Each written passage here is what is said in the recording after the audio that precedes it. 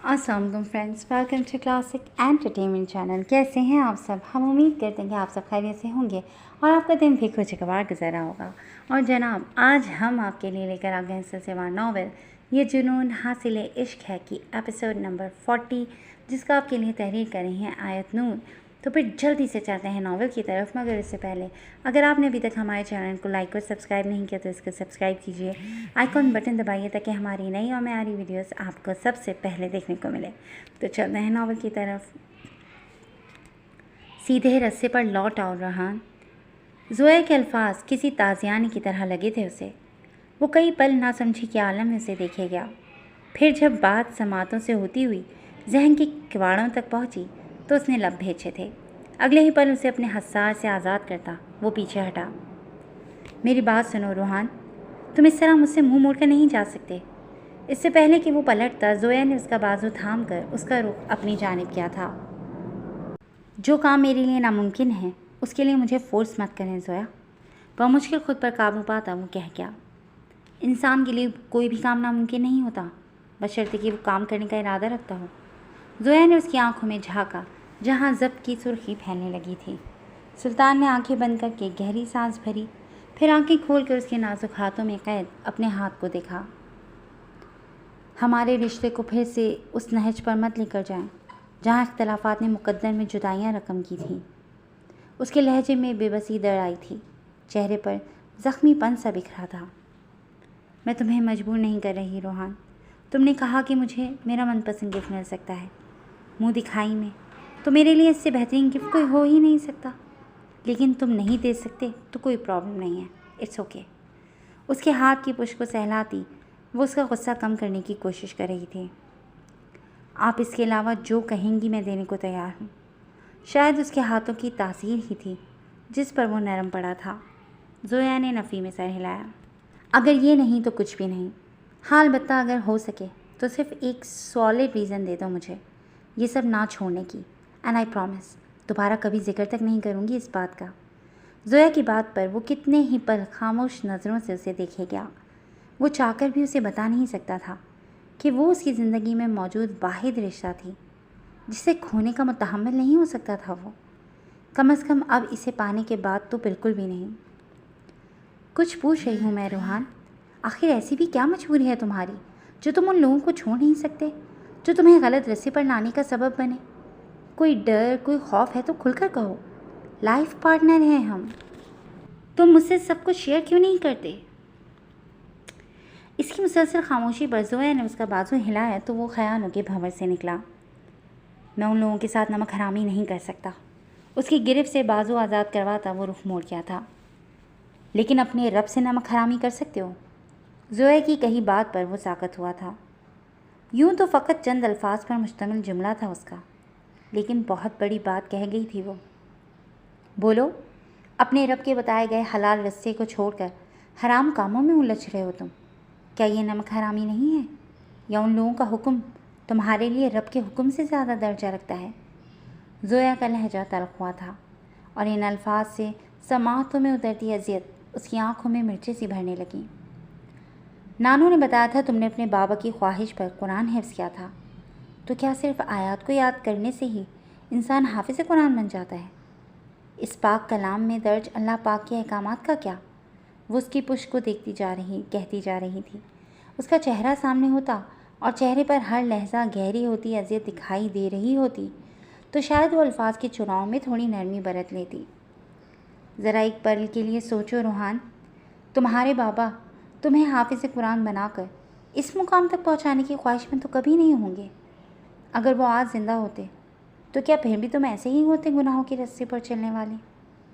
सिर्फ पल भर के लिए तसव्वुर करो कि तुम्हारे सामने मैं नहीं तुम्हारे बाबा हैं, तो क्या तुम नज़र मिला पाते उनसे? तुम्हें इस रूप में देखकर कैसा महसूस करते वो जज्बातियत के आलम में उसकी दुखती रग छिड़ गई थी। सुल्तान के हलक में गिल्टी से उभर कर मासूम हुई। वो सख्ती से मुठ्ठियाँ भींचे खड़ा था, जबकि निगाहों के सामने बाप का चेहरा गर्दिश करने लगा था, जिनके चेहरे पर हमा वक्त फैला नूर वाज़े करता था कि वो अपने रब से किस कदर करीब थे, और एक वो उनकी औलाद होकर रब से बहुत दूर था। حافظ قرآن ہو کر بھی قرآنی آیات کے احکامات کو نظر انداز کیے ہوئے تھا۔ نہیں ہے نا کوئی جواب؟ میں بتاؤں کیسا محسوس کرتے وہ؟ جس بیٹے کی شرافت پر کبھی بہت فخر تھا انہیں، اسے گناہوں کی دلدل میں دھنسے دیکھ کر شاید وہ دوبارہ مر جانے کو ترجیح دیتے اور بس کر دیں زویا۔ اس کی بات مکمل ہونے سے قبل ہی وہ تڑپ اٹھا تھا۔ تبھی تیزی سے پلٹتا اس کی بات کاٹ گیا۔ زویا نے اس کی جانب دیکھا، جس کی آنکھوں میں چمکتی نمی، تیز ہوتا تنفس اور چہرے پر بکھرے تکلیف دہ تاثرات اس کی اندرونی خلفشار کی گواہ تھے۔ وہ اس وقت قابل رحم لگ رہا تھا۔ اپنی حالت پر قابو پانے کی کوشش کرتے ہوئے اسے اپنے دفاع کے لیے کچھ کہنا چاہا تھا، خود کو حق پر ثابت کرنے کے لیے دلائل دینے چاہے تھے، لیکن لب فقط پھڑپھڑا کر رہ گئے تھے کہ اندر کہیں دل میں شدت سے یہ آواز ابھر رہی تھی کہ زویا کا کہا گیا ایک ایک لفظ سچ تھا، اور جب خود کو ڈیفینڈ کرنے کے لیے اسے کوئی لفظ نہ ملا تو وہ پلٹ کر تیزی سے کمرے سے نکلتا چلا گیا۔ رات کا آخری پہر شروع ہو چکا تھا اور وہ اب بھیشل سا قبرستان کے اس حصے میں بیٹھا تھا جہاں اس کے سبھی عزیز دفن تھے۔ ماں اور بابا کی قبروں کے درمیان سر جھکائے بیٹھا وہ زندگی سے تھکا ہوا سا لگ رہا تھا۔ کروڑوں کے مالک اس شخص کو اندھیرے میں نہ تو اس خاک اور مٹی سے کراہیت آ رہی تھی اور نہ وہاں چلنے پھرنے والے کیڑے مکوڑوں سے۔ جن کے دل کے قریبی لوگ قبروں میں دفن ہوں، انہیں قبرستان سے خوف نہیں آیا کرتا۔ وہ پہلے بھی یہاں آتا تھا، لیکن آج کیفیت کچھ اور تھی۔ شرمندگی، ندامت، پچھتاوا اور جانے کیا کچھ۔ ذہن میں زویا کے کچھ الفاظ گونج رہے تھے۔ ذرا ایک پل کے لیے سوچو روحان، تمہارے بابا تمہیں حافظ قرآن بنا کر اس مقام تک پہنچانے کے خواہش مند تو کبھی نہیں ہوں گے۔ اس کا جھکا سر مزید جھکا تھا۔ صرف پل بھر کے لیے تصور کرو کہ تمہارے سامنے میں نہیں، تمہارے بابا ہیں، تو کیا تم نظر ملا پاتے ان سے؟ نگاہوں میں خالی پن لیے اس نے بابا کی قبر کی جانب دیکھا تھا۔ ایک پل کے لیے لگا جیسے وہ سامنے بیٹھے اسے تعصب بھری نظروں سے دیکھ رہے ہوں، اور وہ نگاہیں نہیں ملا پایا تھا ان سے۔ تبھی تیزی سے نظریں جھکا گیا۔ جس بیٹے کی شرافت پر کبھی بہت فخر تھا انہیں، اسے گناہوں کی دلدل میں دھنس سے دیکھ کر شاید وہ دوبارہ مر جانے کو ترجیح دیتے، اور اس نے تیزی سے کانوں پر ہاتھ رکھتے ہوئے اس ڈسی ہوئی آواز کا راستہ روکنا چاہا تھا۔ تیز ہوتا تنفس اندر کے خلفشار کا گواہ تھا۔ آنکھوں سے بہتی نمی کو آج اس نے روکا نہیں تھا۔ بابا کی قبر پر سر رکھے وہ ان سے لپٹتا بری طرح بلکنے لگا تھا۔ زندگی اس موڑ پر لے آئے گی، یہ تو کبھی نہیں سوچا تھا اس نے۔ اسے اپنا بچپن یاد آ رہا تھا، ماں کا پیار، باپ کی ہلکی پھلکی ڈانٹ اور اس میں چھپی شفقت، بھائیوں کی نوک جھوک، بہن کے نخرے، یہ سب کچھ اس سے دوسروں نے چھینا تھا، لیکن اپنا آپ تو اپنے ہاتھوں سے گنوایا تھا نا اس نے۔ اگر واقعی آج بابا زندہ ہوتے تو کیا وہ اسی فخر سے اسے دنیا کے سامنے اپنا بیٹا کہہ کر متعارف کروا پاتے، جو فخر برسوں پہلے ان کی آنکھوں میں ہوتا تھا؟ کبھی نہیں۔ وہ تو شاید خود بھی اسے اپنا بیٹا ماننے سے انکار کر دیتے۔ یہ خیال اسے دہلا کر رکھ گیا تھا۔ آئی ایم سوری بابا، مجھے معاف کر دیں۔ نفرت اور انتقام کی آگ میں جلتے ہوئے بہت غلط راستے کا انتخاب کر بیٹھا تھا میں۔ آپ کی ساری تعلیم و تربیت کو بھلا دیا میں نے۔ وہ بلکتے ہوئے معافی کا خواستگار تھا۔ کوئی جواب تو نہیں ملا تھا، لیکن باپ کی آغوش میں سکون کا احساس ضرور ہونے لگا تھا، اور شاید آنسوؤں کے ذریعے دل کا غبار نکلا تھا۔ تبھی اس پر غنود کی کیسی کیفیت طاری ہونے لگی۔ وہیں قبر سے سر ٹکائے اس کا ذہن نیند میں ڈوبنے لگا تھا۔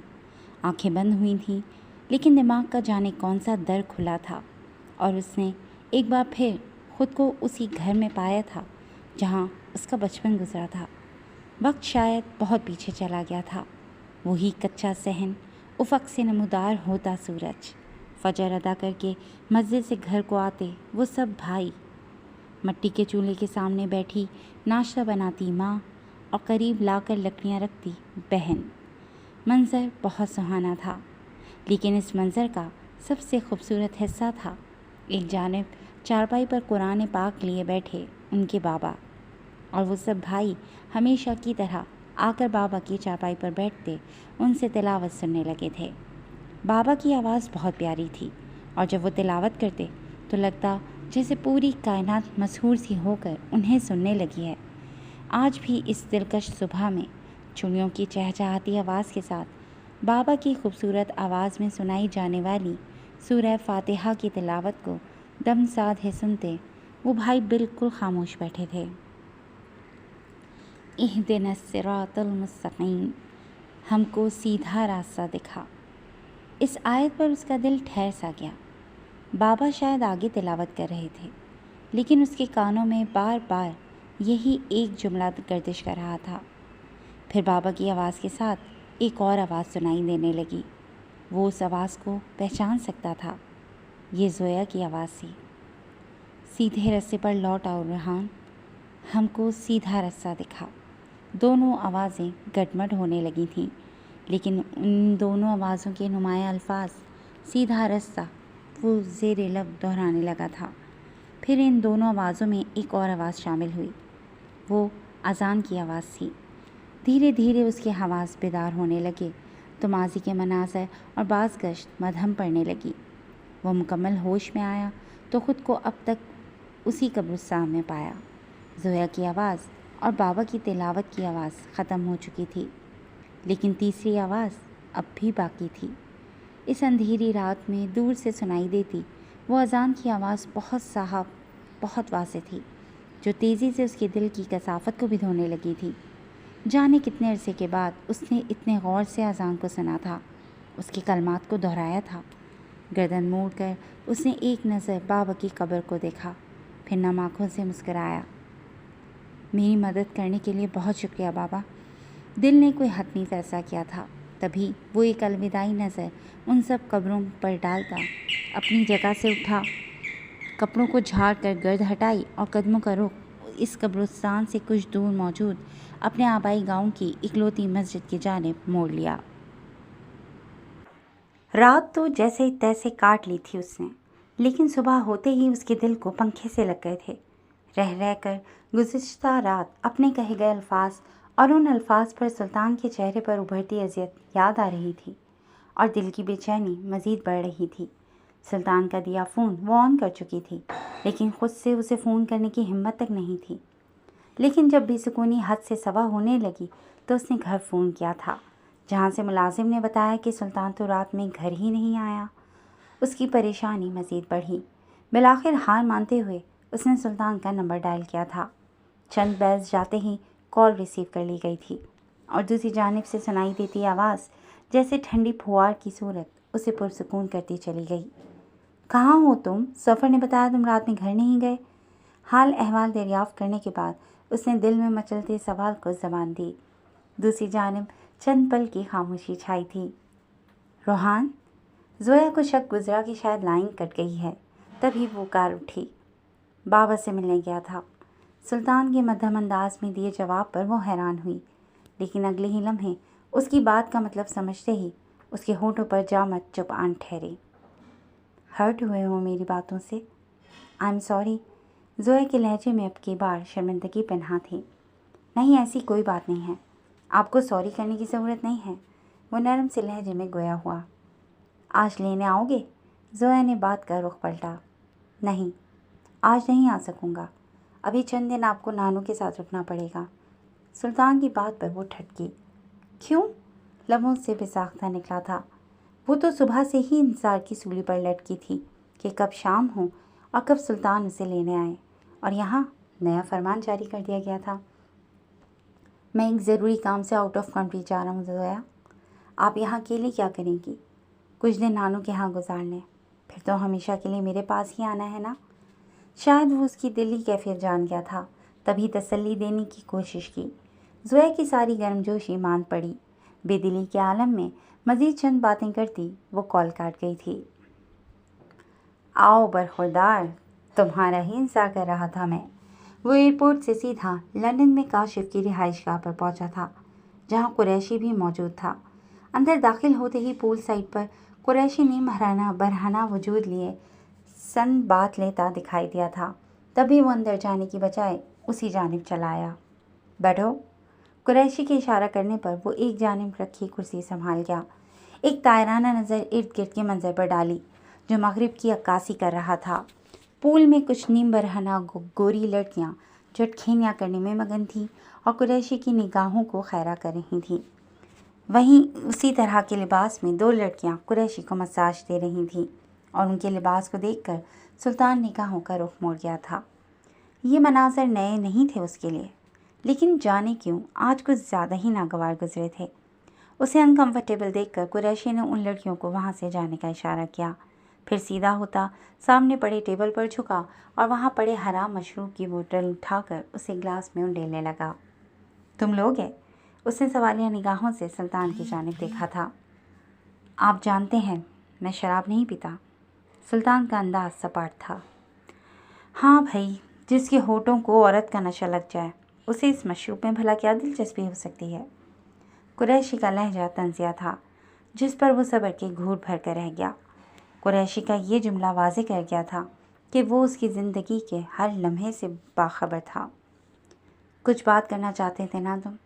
کہو، ایسی بھی کون سی بات تھی جو فون پر نہیں ہو سکتی تھی اور نہ تم پرسوں تک کا انتظار کر سکے، جبکہ میں نے بتایا بھی تھا کہ پرسوں میں واپس پاکستان آ رہا ہوں۔ قریشی مطلب کی بات پر آیا۔ سلطان نے ایک پل کو سر جھکا کر دونوں ہاتھوں کی انگلیاں آپس میں ملائیں۔ تبھی پول سائڈ پر موجود مرر وال کے قریب کاشف آن رکا تھا۔ ہاتھ میں کافی کا مگ تھامے وہ چپتی ہوئی نظروں سے سلطان کو دیکھ رہا تھا۔ میں آپ کے پاکستان آنے کا انتظار نہیں کر سکتا تھا، اور جو فیصلہ میں کر چکا ہوں وہ فون پر بتانے والا نہیں تھا۔ وہ تمہید باندھنے لگا۔ کیسا فیصلہ؟ قریشی نے سوالیہ نگاہوں سے اسے دیکھا۔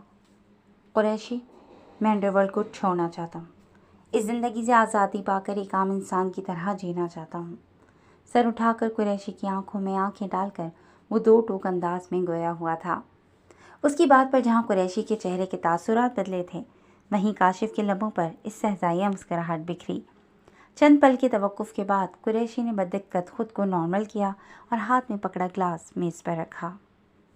میں بہت یقین رکھتا تھا اس بات پر کہ اس دنیا کا ہر مرد عورت کی غلامی کر سکتا ہے سوائے سلطان کے، لیکن آج تم نے میرا یقین غلط ثابت کر دیا سلطان۔ آخر تم بھی زن مرید ہی نکلے۔ قریشی کے چہرے پر طنزیہ مسکراہٹ تھی۔ ارادہ اسے غصہ دلانے کا تھا، لیکن خلاف توقع سلطان بہت پرسکون انداز میں مسکرایا۔ عورت اگر زویا جیسی ہو اور مقابل سلطان کا جنونی عشق، تو زن مرید ہونے میں کوئی مذائقہ بھی نہیں ہے۔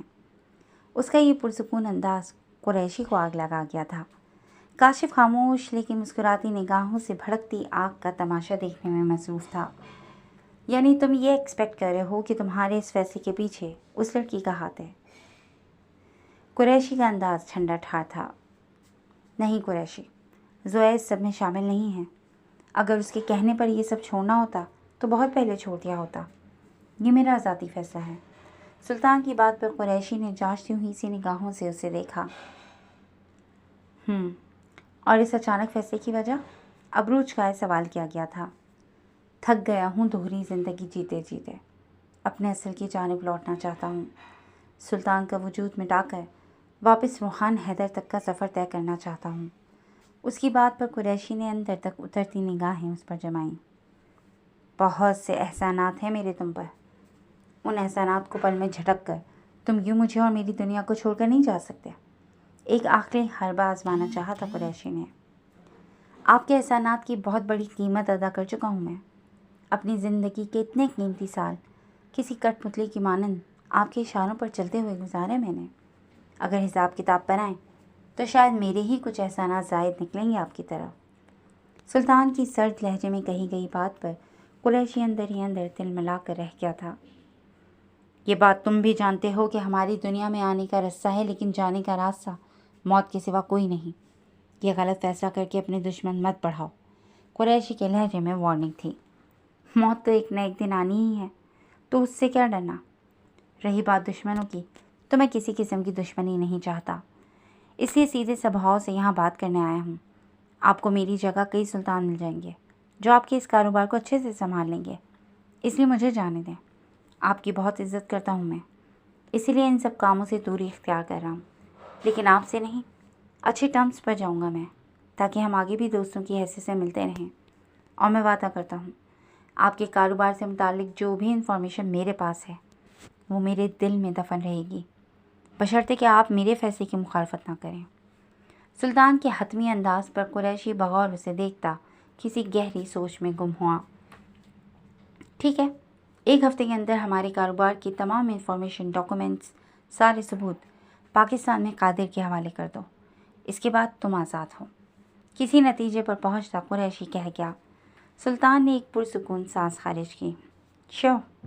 قریشی سے ہاتھ ملاتا وہ اپنی جگہ سے اٹھا، تبھی ٹیبل پر دھری چابی نیچے گری۔ گاڑی کی چابی۔ وہ نیچے جھکا، چابی اٹھائی اور کوٹ جھٹک کر سیدھا کرتا وہاں سے نکلتا چلا گیا۔ اس کے جاتے ہی کاشف مرر وال سے ہٹتا کچھ فاصلے پر بنا دروازہ کھول کر باپ کے پاس چلا آیا۔ واہ، اپنے پالتو کتے کو آزاد کرنے کے لیے اتنی آسانی سے مان گئے آپ۔ آئی ایم سرپرائز ڈیڈ، یہی وہ شخص ہے نا جس کی ہمیشہ طرفداری کی آپ نے میرے سامنے؟ دیکھ لیا کیسے پل میں ٹھکرا کر گیا ہے آپ کو۔ ان کے قریب بیٹھتا وہ سہزائیہ گویا ہوا۔ اس کی بات پر قریشی کے چہرے کے تاثرات سختی میں ڈھلے۔ ریس میں بھاگنے والا گھوڑا مالک کے لیے تب تک ہی کارآمد رہتا ہے جب تک وہ مالک کو جیت کی خوشی سے ہمکنار کرتا رہے۔ اگر گھوڑے کی ٹانگ ذرا سی بھی زخمی ہو یا وہ لنگڑانے لگے تو اسے ریس میں نہیں اتارا جاتا، بلکہ اسے الگ جگہ لے جایا جاتا ہے، اس کی دیکھ بھال کی جاتی ہے، زخم کی مسیحائی کی جاتی ہے تاکہ اسے پھر سے میدان میں لایا جا سکے۔ سلطان بھی میرے اسی گھوڑے کی مانند ہے۔ جب تک وہ میرے کام کا تھا میں اسے اچھا کھلاتا پلاتا رہا، اسے ڈیفینڈ کرتا رہا، ہر جگہ اسے سپورٹ کیا۔ لیکن اس لڑکی کا عشق کسی روگ کی مانند چمٹ گیا ہے اسے۔ تھوڑے علاج کی ضرورت ہے بس۔ اس زخم کو ایک بار جڑ سے اکھاڑ کر پھینکنا ہوگا۔ اس کے بعد دیکھنا سلطان خود بخود ہمارے پاس لوٹ آئے گا۔ لیکن فی الحال کچھ بھی کرنے سے پہلے اس سے اپنے بزنس کے متعلق سب ڈاکومنٹس، انلیگل دھندوں کے سارے ثبوت تو حاصل کر لوں۔ اس کے بعد تم دیکھنا میں اس کے ساتھ کرتا کیا ہوں۔ قریشی نے کاشف کے سامنے اپنے دل کی بات چھپانے کی کوشش نہیں کی تھی، لیکن وہ اس بات سے بے خبر تھا کہ ٹیبل کے نیچے لگی وہ چھوٹی سی ڈیوائس اس کی ہر بات، ہر حرف سلطان تک پہنچا چکی تھی۔ جی فرینڈز، آج کے لیے بس اتنا ہی۔ کیسی لگی آپ کو آج کی ایپیسوڈ؟ یقیناً پسند آئی ہوگی، تو جڑے رہیے گا کلاسک انٹرٹینمنٹ چینل کے ساتھ، جہاں بہت جلد ہم ایک نئی ایپیسوڈ لے کر حاضر ہوں گے۔ چل دین ٹیک کیئر اینڈ اللہ حافظ۔